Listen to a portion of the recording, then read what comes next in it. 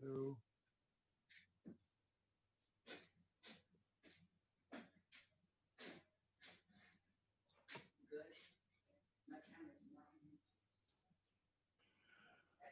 Chairman, you're ready. You're free to proceed. Good morning, everybody. It's Monday morning, October 19th, and this is the Boardwalk and Beach Committee. And I'd like to call this meeting to order. We're going to start with a roll call. And when I call your name, I'd like for everybody to either raise your hand or raise your hand so everybody you can see everybody. I'm Jay LeGree. I'm the one with the blue shirt on. Allison Stein, are you here? I'm on the phone. Thank you. Frank Cole, I'm here. Guy Abernathy, I'm right here. Honey Fisher, I'm here. Brian Hancock, Yes, I'm here. Gary Glass, I'm here. Jimmy Horty, I'm here. Steve Kersen. On the phone. Good. And I think Kevin's on vacation and Sharon's on vacation. And I think that Mayor Mills is probably listening in. So I think we're ready to go. And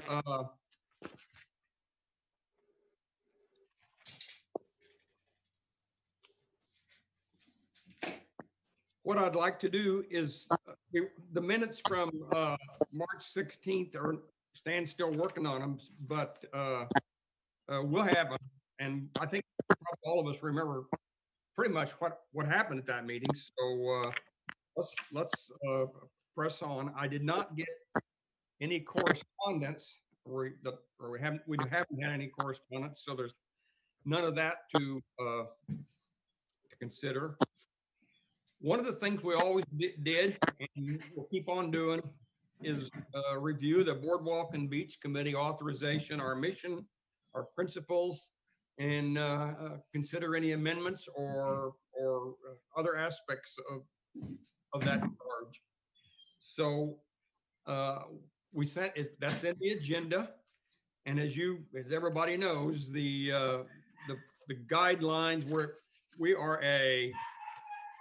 are an accessory. We are an advisory committee to the Board of Commissioners. We work at their pleasure. We exist on this committee at their pleasure. So that's much of our mission. And as you remember, that our goals, our process, our objectives are clean, safe, friendly, aesthetics, and do no harm. And we're going to keep on doing that if I have my way. And you just can't beat those objectives. Not trashy, sanitary, well-maintained, safe, feeling secure, well-lighted, law enforcement, visible. And I think that's a great one. Friendly to everybody. These folks that come here with their money help this town go. So we got to be friendly. Do no harm. Don't make any dumb mistakes. Do no damage. And aesthetics are important. Aesthetics is one of the best attributes we have at this beach and our boardwalk. And we're going to protect our views of the boardwalk, our views of the ocean and the beach, and we're going to go forward. These are great charges. So off we go. As I said a second ago, Kevin is on vacation.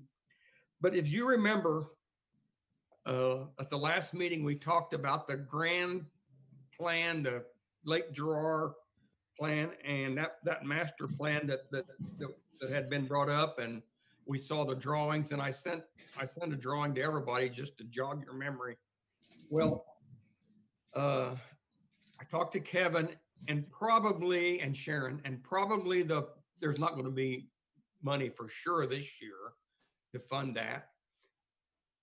And every one of us knows that next year is going to be makeup. We're going to be trying to gather up and finish the projects that we had this year that didn't make it because of the loss of revenue. So it's not going to be probably on the on the docket next year either. And I'm just not sure, and Kevin's not sure, and Sharon's not sure just when we're that will go forward. My personal opinion is that shouldn't go forward until we get stormwater management under control and well in hand, especially for Lake Gerar, before we talk about a master plan or accessories and boat dock and landscaping and all that for as was depicted on that master plan.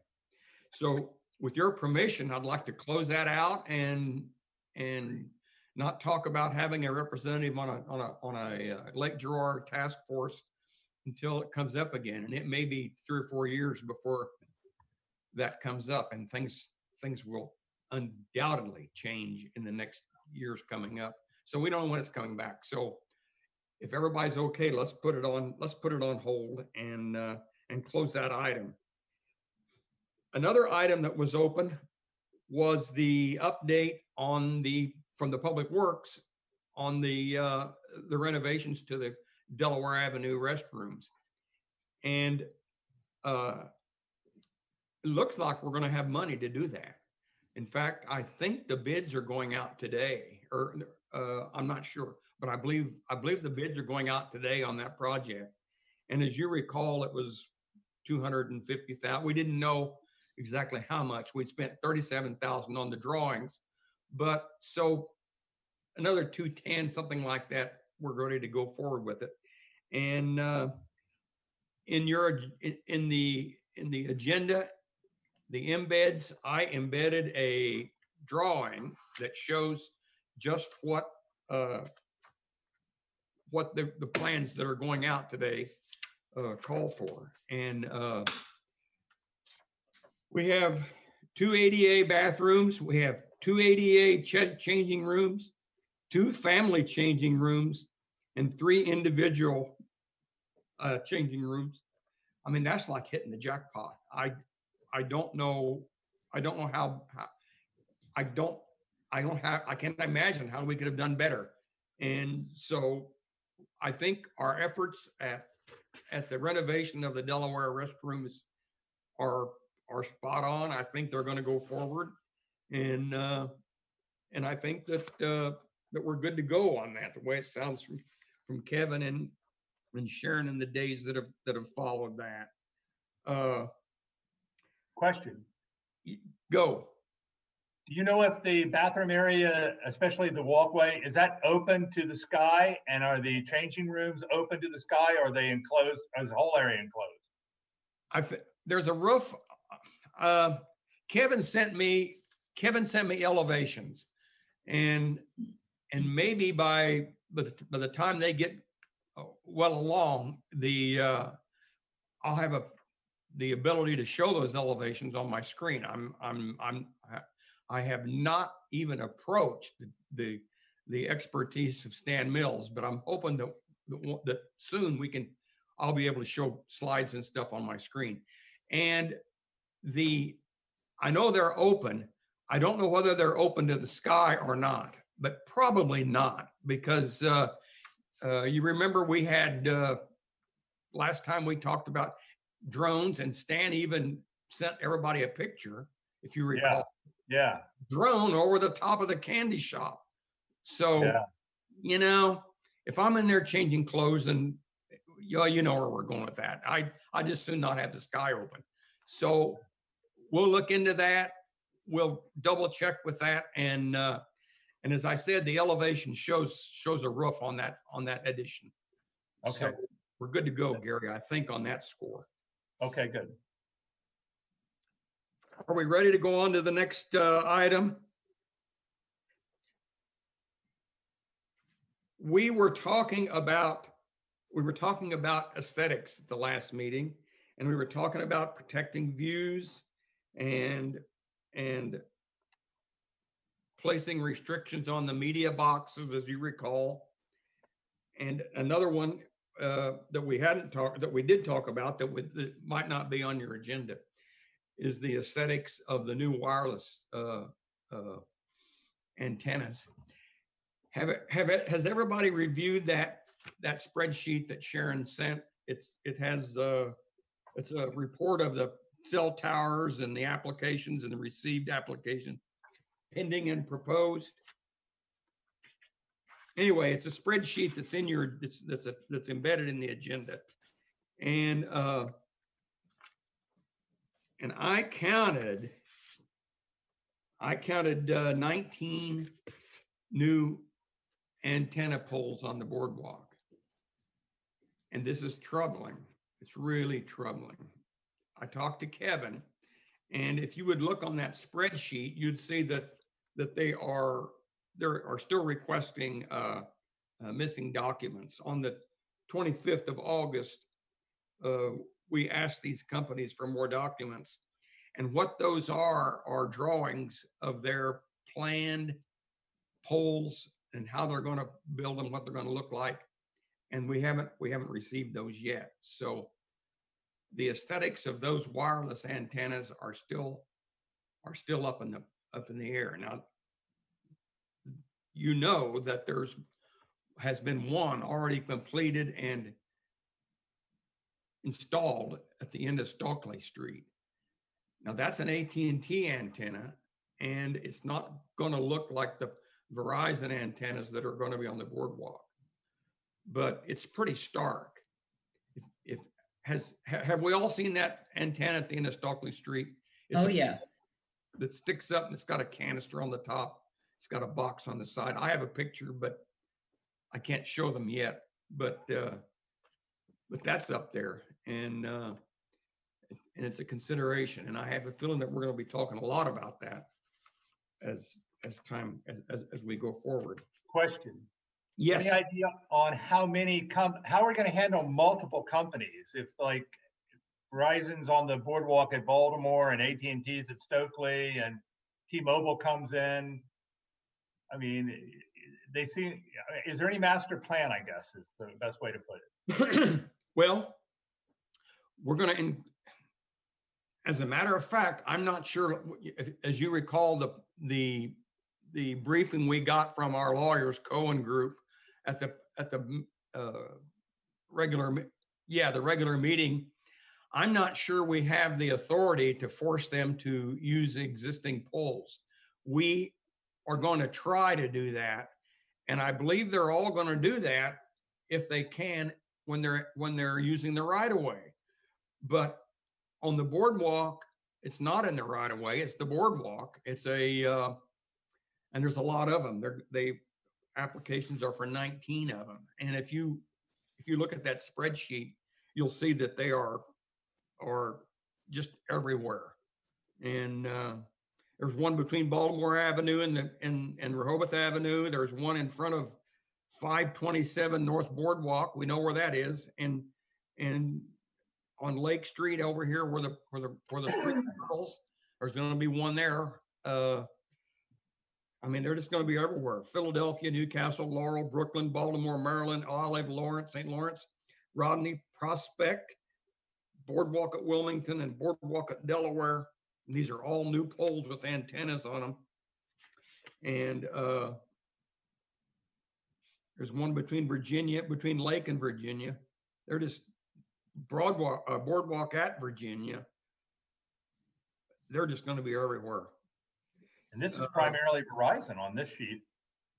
Those are, we're all talking about the 19 new applications are Verizon.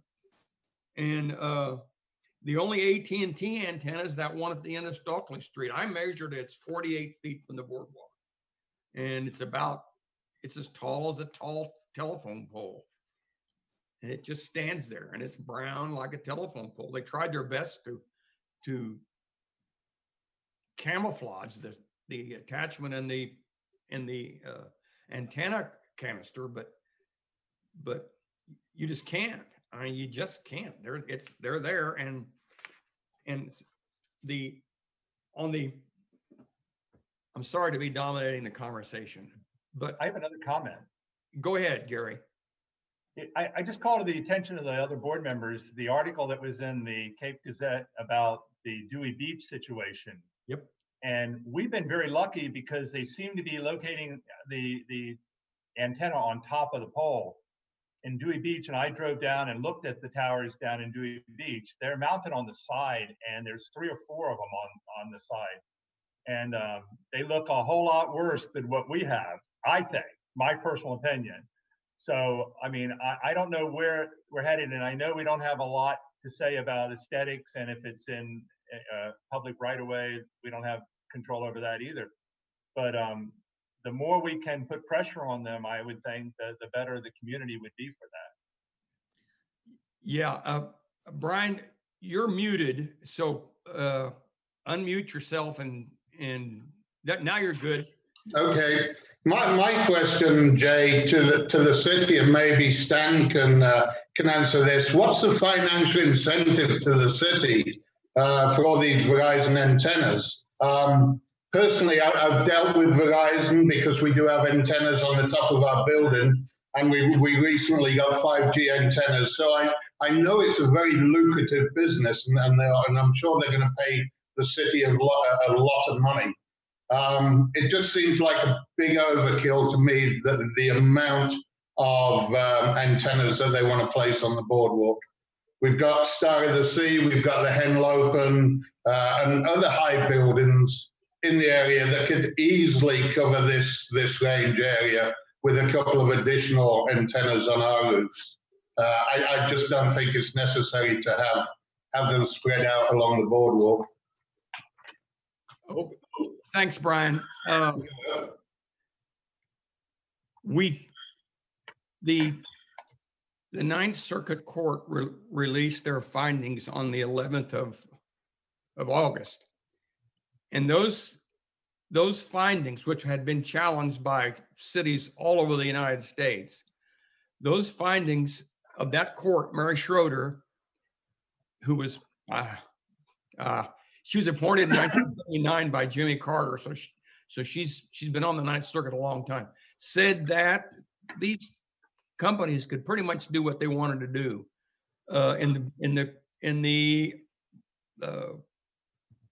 because of expediency. Our country wants to win the 5G war, and the chairman of the FCC wants to win the 5G war. So they can pretty much do what they want. We can have input on aesthetics, but it's very difficult to force them to move their poles across the boardwalk. This is the feel that I got when I read the report from the Cohen Group, who are our lawyers. Concerning money, those fees are very low, and they're set by the FCC. I mean, the fees are low. In addition to that, they have something called a shot clock. So when that company puts their application in, we have to answer in like 60 days or 90 days, depending on what the situation is, or the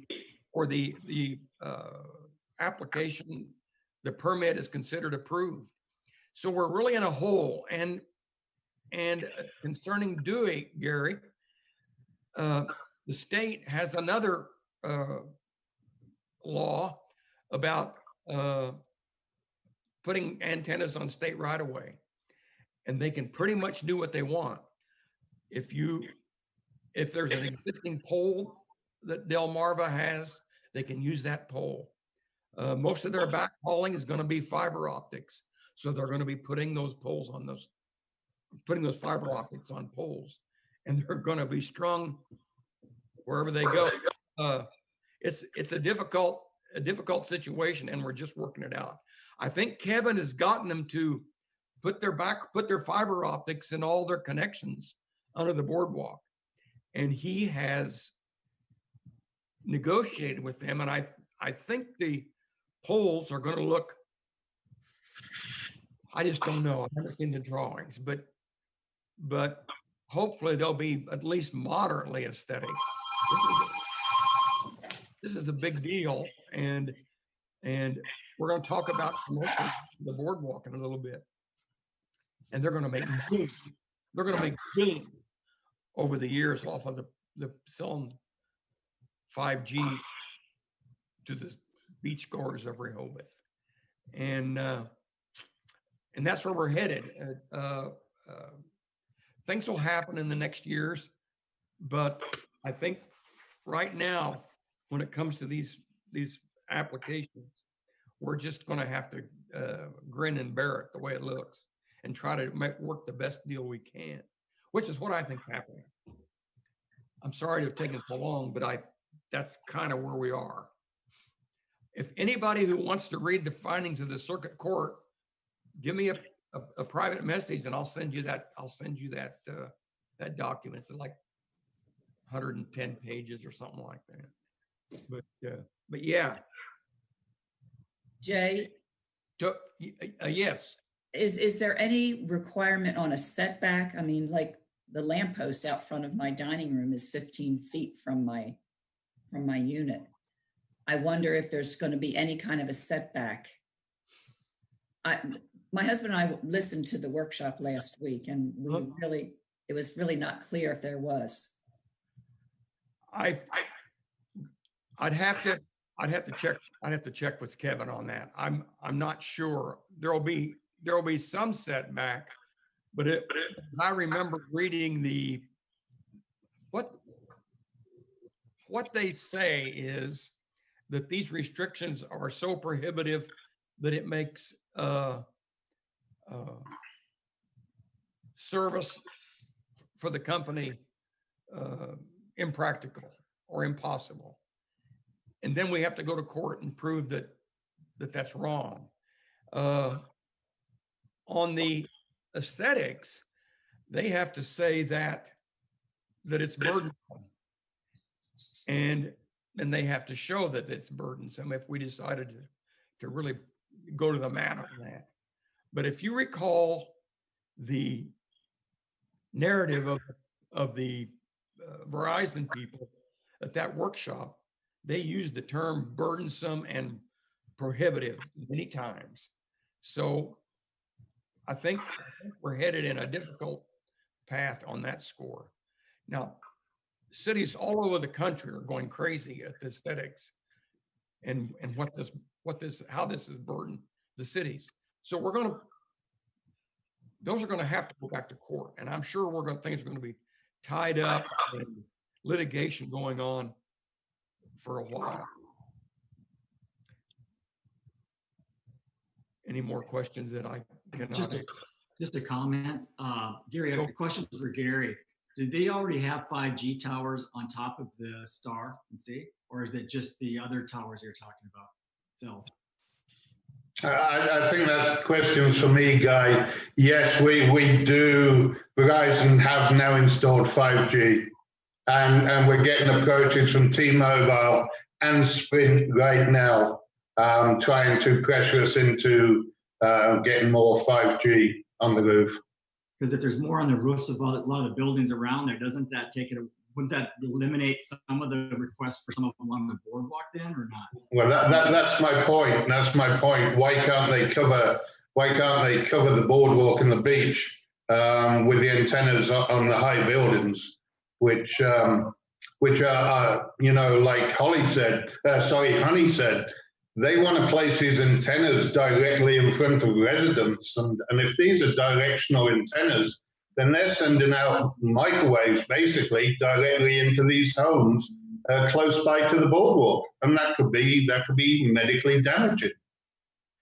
And I know you guys do a good job of monitoring the ones on top of the Star and C with all the impact it may have in the building and right around there all the time. You get you get the study done all the time, don't you? Yes, yeah. Brian, do you know what frequency those antennas are broadcasting? I'm sure I've got them in in my report somewhere, Jay. But I do know that Verizon and T-Mobile, they are using different spectrums of the broadband. I think Verizon's going on the low end and T-Mobile's going on the high end. I'm not 100% sure on that. Well, Verizon's high end. Verizon has three bandwidths or three Right. frequencies that they use for 5G. It's like regular and high test and super high test. And I think the antennas that they're putting on the boardwalk are super high test. And those darn things, I think, run at 28 and 35 gigahertz, which means that the wavelength is tiny. They're like microwaves, and they don't go very far. And so it really would be nice to have an antenna person who could tell us, because I have the same questions. I know AT&T's using a different frequency for that antenna that they got at the end of Stockley Street. I just don't know what it is. And yeah. Well, we actually went out to a third-party company down in Florida. We got them to assess the Verizon contracts and their specifications and everything else. And they gave us a very, very detailed report back. I'd love to have you follow up on that and get some good information for us. Yeah, by all means. I can send you the name of the company, and perhaps the city may want to reach out to them. Yeah, but when I got the report back, I wouldn't know what I'm reading, Brian. Correct, so, right. It's like legalese if you're not techno, and I'm certainly not techno, believe you me. Everything that we get back from these third party companies go to our attorneys. We don't make any decision without the attorneys letting us know that that's the way we should be proceeding. Well, Rehoboth Beach is doing just that. And concerning the medical aspects of it, that was a big part of the Ninth Circuit. As I don't know whether we mentioned this or not, but it was mentioned at the mayor and commissioner's workshop and regular meetings. A big part of that suit was put on by Montgomery County, Maryland, and they challenged the FCC for medical reasons, for the ones that we've just talked about in the last few minutes. And all of those were thrown out. So medically, there's no challenge left. The judge threw it out. She said there's no medical problems with 5G antenna, with 5G radio frequencies. Now, I'm not so sure about that. And you all remember some of the discussion that we had at the regular meeting. So I'm not sure, that may go back up. But what we were doing was setting setbacks for medical reasons. We were saying, you can't put an antenna within 60 feet of somebody's house. And if you remember Reyes, when he had his presentation at the meeting, he actually had a picture where he could almost reach with his arm and touch the damn antenna. That's frightening. So I don't know where we're on that, but just keep in mind that I don't think the final page has been turned. So anyway, we talked at the last meeting about preserving the view shed, and we also talked about commercialization. And I would kind of like to see us continue maybe thinking and talking about that, but I would like to hear from you folks what you would like to topics you'd like to cover, and I'd like to compile that list of topics and take that to the Board of Commissioners and say we'd like to talk about A, B, and C, and where should we go from here? So I'm open to talking about that right now. We got 20 more minutes that we can discuss that, and let's do it. Jay, it's Allison's time. Go ahead. Okay. Allison. So I remember that in our last meeting, maybe it was the meeting before, but we became aware that the boardwalk, or that the council or somebody had issued a permit for an event. I think it was an art league event on the boardwalk for, was it Memorial Day weekend or Labor Day weekend? You know, it was one of the big holiday weekends, and I don't remember the specific details. But and I don't think that event actually occurred as a result of COVID. But I would be very concerned that we would be tying up our number one attraction for any private group to hold an event on the boardwalk on a holiday weekend. I feel like there are better opportunities to utilize the boardwalk for events, or what we might consider to be opportunity weekends that where we can actually drive new business into Rehoboth Beach on weekends that wouldn't normally be busy. But we should certainly avoid tying up the boardwalk on holiday weekends. I just thought that was shocking. I was surprised that we weren't aware of it, and I'm glad it didn't come to fruition as a result of, unfortunately, as a result of COVID. That's it. Just my comment. That's a great comment. Stan and I were talking, I don't know, a month or two ago, and it would certainly be nice to have a list of events that take place on the boardwalk. I'm not even sure that I know of all the stuff that goes on the boardwalk. Allison, do you have time to get with Chris Johnson or the folks at City Hall to get a list of all the boardwalk events? Would that be I'd be more than I'd be more than happy to do that, Jay. And then I think maybe as a committee, we can make a recommendation to the council that we identify shoulder season dates or weekends that are more appropriate for events on the boardwalk. Sure would.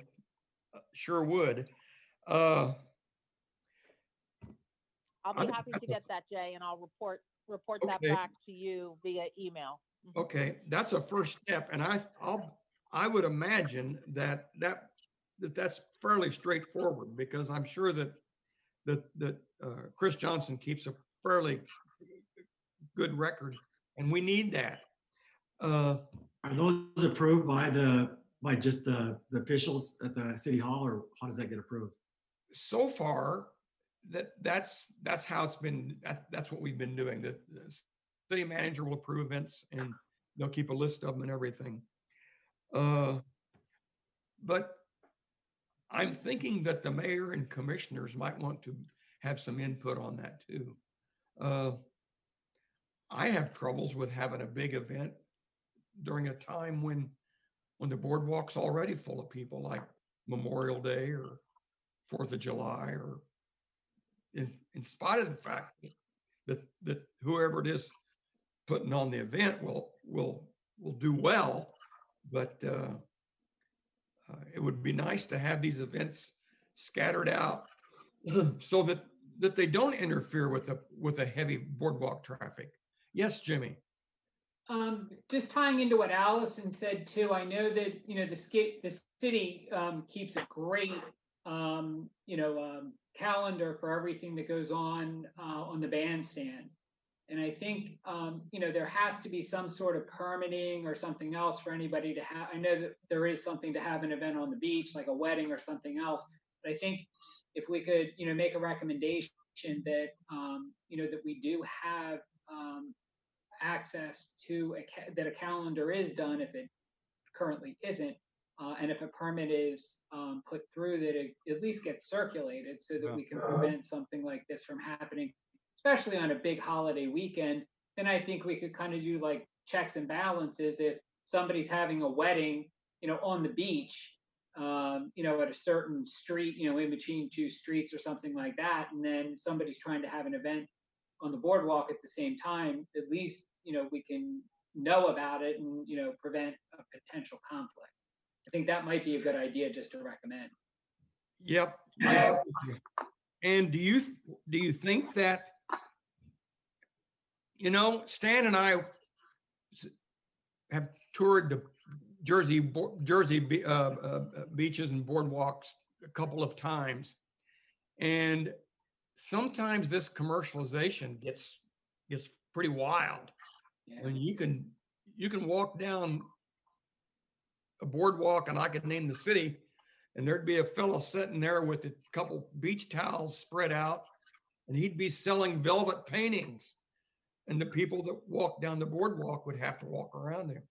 Now, I'm not sure that's good for our boardwalk, and we might want to, if the mayor and commissioners give us permission, it might be nice to discuss that, whether we even want that to happen, and how I much. mean, I'd be more than happy to, sit on any meeting like that. I agree. And I mean, I've been to, the different New Jersey towns. And I mean, why I brought that exact reference up was, over this past summer, I went and visited some friends of mine and their family over in New Jersey. And we, just, even with the socially distanced stuff, they had, similar to what you're saying. And they had 2 weddings going on. And I mean, it was a nightmare because the photographer was running up on the boardwalk asking these people to move so they could get the pictures. And I mean, I'm more than happy to, sit in and do anything to, help coordinate that. Fantastic. Jay, can you hear me? Yeah, I can hear you. All right, it's Steve. Just want to let you know. Oh, that, Steve, no, yeah, okay, go. You okay? Go, Steve. All right, Main Street is also talking about utilizing more things in relationship to the boardwalk too. So keep an eye on that. Okay, I'm making a note. We sure do. And Now, I'm on Main Street. Go So I ahead. can keep you guys, if there's something coming up, I'll let you know. okay, But, they've been in discussions within our board about that. okay, I really do appreciate that.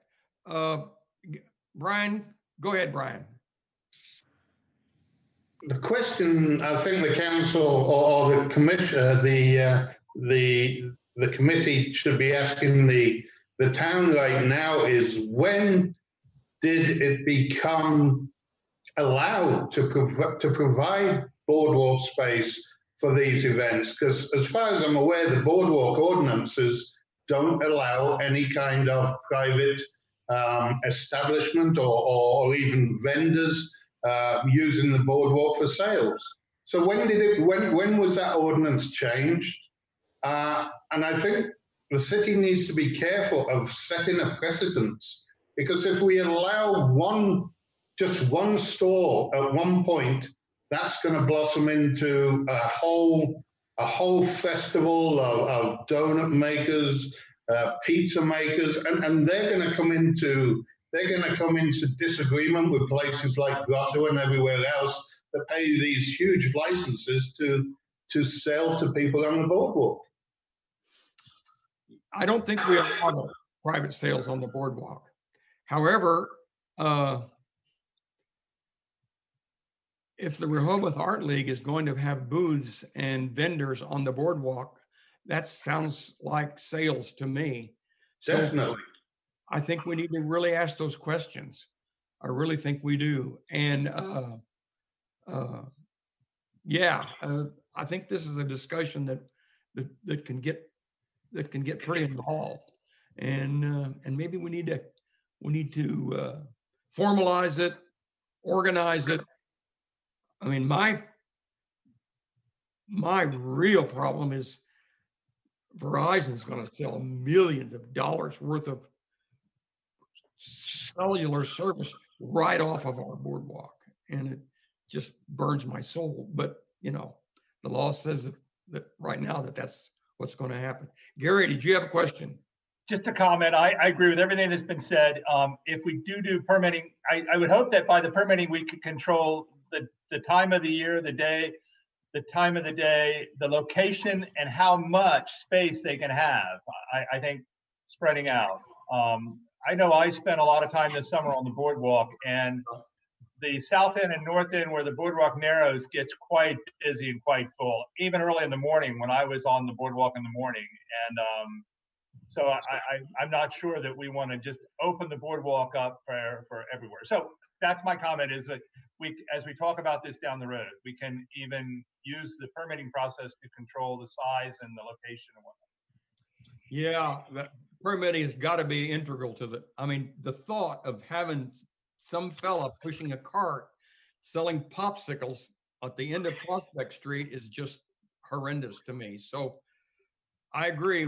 We really, it really has to be permitted. And if we do it, I'm not even sure how. I think the first decision is to even allow it or not. Exactly. Yeah. When we were up touring the Georgia or the New Jersey beaches, Stan and I, there were people with sandwich boards out. There were trash cans that looked like Coke bottles. There were commercial things everywhere, and I know these people are paying a fee for that. But gee whiz, I mean, it just goes beyond reason. We all remember Stan's picture of the people taking a shower under this thing that looked like a Coca-Cola dispenser. So, I mean, there's no end to what can happen. And if you go to Atlantic City or some other beaches up north of us, you'll see commercialization taken to the nth degree. And it's a topic that we might want to consider. I have one comment on that, if I could. Go, Guy. Yeah, we already allow a lot of the not-for-profit organizations to have events on the boardwalk, such as the fun runs, even the polar plunge and all that. And during those events, they are selling things on the boardwalk.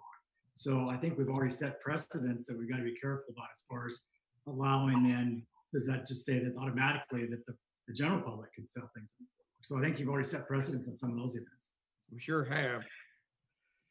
We also let them charge admission fees for a T-shirt and a bag of goodies for the races, and we have to provide police protection for those folks. There's just a lot of stuff going on that would be probably really beneficial to make a list of it and categorize it and sit down and just come up with all of the ideas that we know folks do for the boardwalk. And I would also I think it would be great to know what commercial establishments are on the boardwalk. See what kind of a how diverse we have. I know we've got a lot of, now those are all on private property, but I know that we have a lot of commercial establishments on the boardwalk. I know that Rachel is selling her gift shop, bike shop, but someone's going to come in there after her. It'd be fun to know how long these people have been there, what they do. I mean, trashers. I've been coming to the boardwalk for 50 years. Well, not 50 years, but 54 years. And they've been there all since I can remember. Coors. Some of these folks have been a long time on the boardwalk. It'd be fun to know who it is, how long they've been there, and what they're doing. Ryan's been there forever. That would be a good aspect of commercialization on the boardwalk, because these folks, their customers come and go from the boardwalk, and it'd be fun to learn about that. I think that in the long range planning, like when we were talking about Lake Gerar before, that seems to be like something that we could really utilize, something just at the end of the boardwalk or off the boardwalk for these type of events, where it doesn't take away the space of the boardwalk, but still we can help bring things to Rehoboth Beach. So something along that same line may be the solution for the boardwalk problem, if it is a problem. Those are things to think about. I don't know. Right now, I think all the that they're going to do is try to upgrade the tot lot there, that little playground for the kids. It needs upgrading, but I don't think we're going to spend a lot of money there in the upcoming future year or two. But out of from that, there's a lot of things that could be done. And those things that all be considered.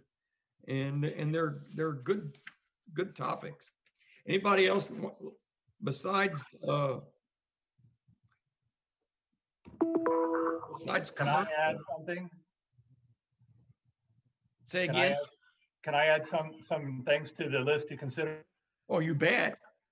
So I was noticing on the list, I don't know that we mentioned the lifeguard station, putting a second floor on with an observation deck. I know that was one thing that they wanted. And beach replenishment, I know that their funding may not be there, and I know that other towns such as Dewey are establishing their own beach replenishment fund to try to get matching funds with and whatnot. I don't know that we're doing any kind of a beach replenishment fund, so I think we should keep an eye on beach replenishment down the road and how the funding for that's going to take place. I'd also like to suggest that we not quit talking about the possibility of putting a restroom or some type of small restroom facility at the south end of the boardwalk. There's a huge demand for people that go into the ocean to go to the bathroom because they don't want to walk halfway down the beach to get to a restroom. And the final thing that I was going to suggest is I was doing a lot of bike riding on the boardwalk this year, and even if it wasn't every day, it was some days during the week. But honestly, it can get really crowded. And especially at the ends of the boardwalk where the boardwalk narrows for bike riding and runners and walkers. And a lot of people don't want to share the space. You'll get 5 people spread out across the boardwalk, and they don't want to even give an inch for you to go by them on a bike. So I was quite intrigued by the challenge of putting all these activities on one small little boardwalk, and then talking about putting retail sales on the boardwalk. So I mean, I don't know how much this boardwalk can handle. So that's just my thought, and that's all. Those are the items that I thought might, as a group, if anybody else wants to chime in and add those, I thought that we might consider adding those for discussion. Good stuff, Gary. That is good stuff. I too ride my bike on the boardwalk, and probably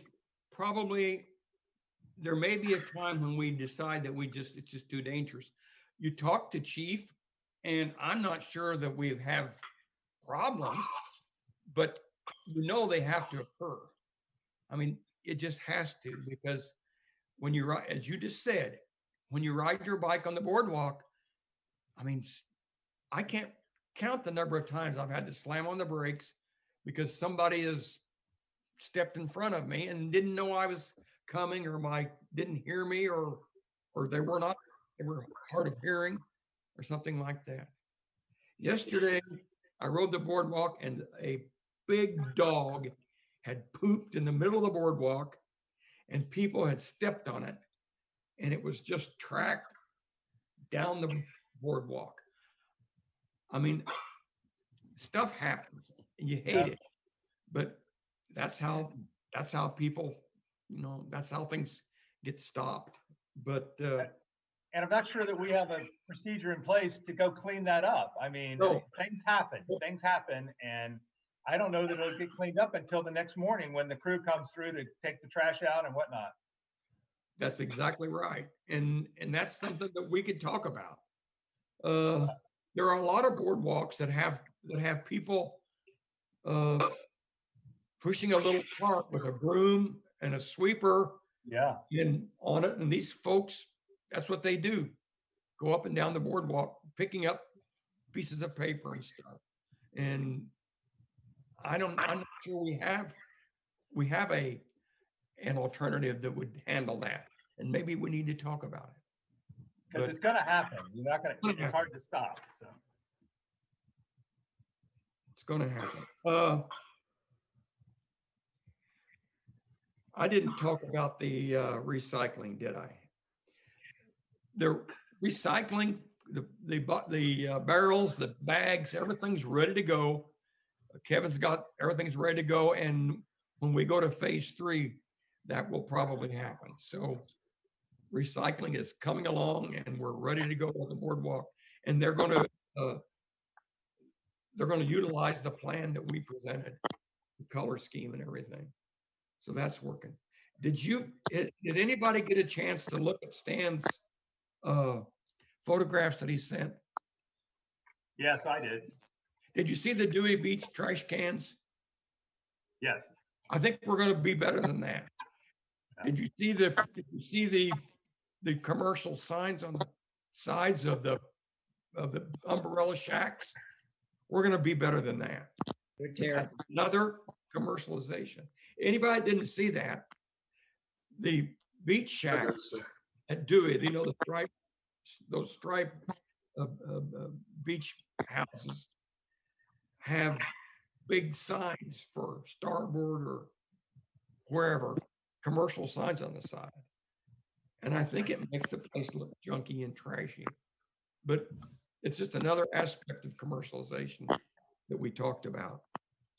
You know, one more comment about Stan's pictures is the drones. I've been out on the boardwalk when there's been drones flying around, and I reported it to the seasonal officers there, and they were aware of it. And soon after, it went away. The drone disappeared. But you know, there's more and more people getting drones, and it's definitely going to be an issue, I think. Yep. I was sitting on the beach one day, and the drone was over the top, and it turned out it was being controlled by somebody on the balcony at the Star of the Sea. I could see them operating the drone. Drones are tough, and you know that's number 2 on the list that we have here on other items. So that's something that may be a problem. And as you intimated earlier, having an open top bathroom may not be the thing. Yeah, no, that's why I brought it up. Yeah. Well, so got that. What are we, we don't have any new business. We were going to prioritize the agenda topics for the remainder of 2020. Sounds like we're going to have to keep talking about that next meeting. I will take the list of things that we talked about today to the commissioners and see if they have any interest, or if they may have something else that they want to talk about. So let's go forward with that.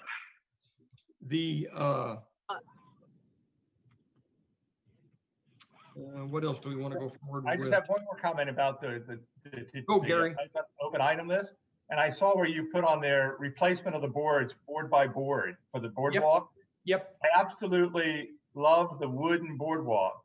Oh, but sure. When I was spending all the time down there this summer, I was shocked at, I mean, the carpenter guys are out there on a regular basis working on that boardwalk. It's a lot of maintenance. That's true. I think the estimate has been maybe from Sharon or Kevin or somebody. I've heard 80,000 a year. I can easily say it's twice that. I know it has to be twice that, because replacing boards board by board is the most expensive way to do it. But I like it. I think it's a great way to keep the boardwalk up, and I'm willing to spend more money as opposed to tearing out 100 yards, replacing the whole thing, and then next year tearing out another 100 yards. But Kevin, I agree. I talked to them. I think they do a great job. I agree, and I think it's just maybe a cost we need to bear. But I just thought I'd comment about it because it was an item on the open item thing. Yeah, that's true. Does anybody else have any thoughts on that? I don't think we'll ever go away from Southern Yellow Pine. I don't want us to, but yeah. No, I think it's a great boardwalk. We could be discussing it. I think people, no. I think people really enjoy watching. His name Bob or whoever does that. I Mhm. think people really enjoy watching him do it. I think you're right. I think you're right.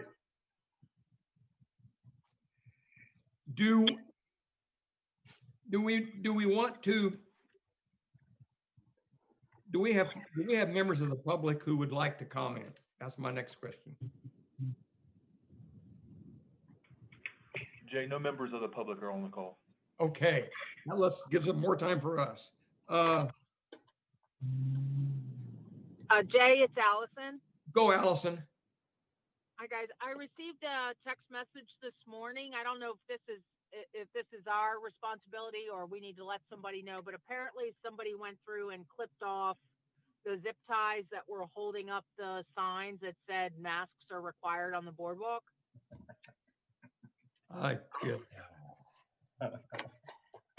Let's. I'll talk to somebody at City Hall in a few minutes when we're done, and remind them of that.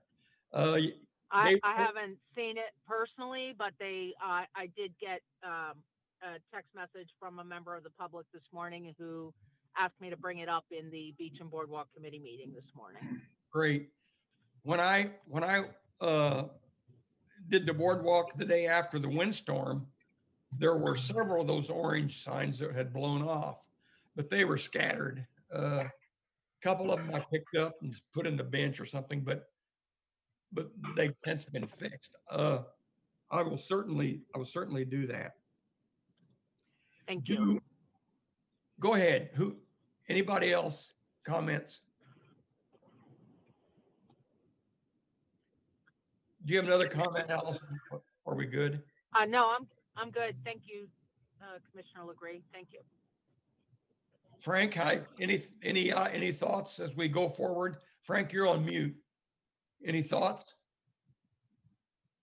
Hold on. How did it work out with your cell phone?